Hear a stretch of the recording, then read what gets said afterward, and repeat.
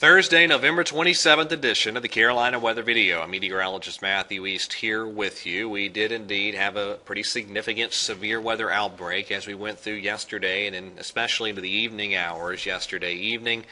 A number of warnings required, and it looks like at least a couple of tornadoes affected parts of the region, and unfortunately several fatalities occurred across the Carolinas. And the storm surveys are being conducted today. We'll find out exactly how strong these tornadoes were as these surveys are conducted, and of course we'll continue to bring you that information on television on News 14 Carolina. Let me show you the storm report map, and of course all these reports are preliminary when this map comes out, but all the red dots are where there were preliminary reports of tornadoes, and I'll tell you it was even down in southeastern Louisiana, it looks like it was tornadic damage down that way, and then you had possible tornadoes through Alabama, Georgia, the Carolinas as well. Even in Mississippi, it looks like there might have been some tornadic activity involved.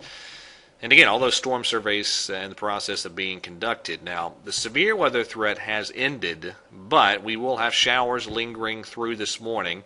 For the Interstate 85 corridor, that shower chance lingers through around lunchtime, and then some sun builds in this afternoon. It'll linger, the shower activity will linger a little longer further east. And all of us will have slowly falling temperatures through the day as this colder air mass blows on in. And here it comes. That's some cold stuff, some single-digit temperatures even in the northern plains as this colder air mass settles on in. And we're going to have lows tonight in many spots in the upper 20s.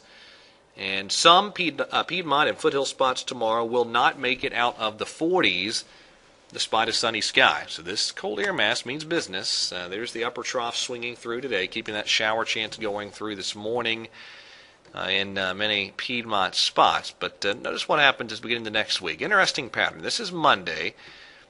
Big trough again diving down toward the Baja Peninsula. We start off the week pretty mild. Monday and Tuesday, some highs well up to the upper 60s, maybe even a few low 70s. But as we get deeper into the week, here's what the European model looks like by Wednesday morning, and that piece of energy that was off the Baja Peninsula begins to sort of phase with a piece of energy in the northern branch on the European model. And there you go. That's the scenario by Thanksgiving on the European. Powerhouse upper low directly overhead in the Carolinas, and then a big discharge of cold air follows that as we get into the weekend after Thanksgiving. It's a little different on the GFS. Let me step you through that. First of all, again, the showers linger through this morning. Temperatures gradually falling through the day. That's a cold high-pressure area directly overhead tonight and tomorrow, and that is going to result in a cold night tonight and a very chilly Friday forecast, and lows back below freezing Saturday morning. But over the weekend, temps rebound. We'll be well into the 50s for highs Saturday, and we should be well into the 60s on Sunday. Now, Monday looks like we'll see, again, those highs toward the upper side of the 60s, maybe some low 70s in some spots, and then it gets a little more uncertain. Tuesday, the GFS keeps us dry, but the European brings some shower chances in Tuesday. And the feature to watch is this next system moving in through the plains. That's the next significant system, and here's how the GFS makes things happen. On Wednesday, it has a sort of a very chilly, cold air damming scenario with rain, and so that's a very chilly look on the GFS. The European's much milder with the shower chances Wednesday, and then here on Thanksgiving, there's the GFS model, the system pulling away. That's a pretty chilly look, and the European is pretty chilly on Thanksgiving too. It just kind of gets there by different means.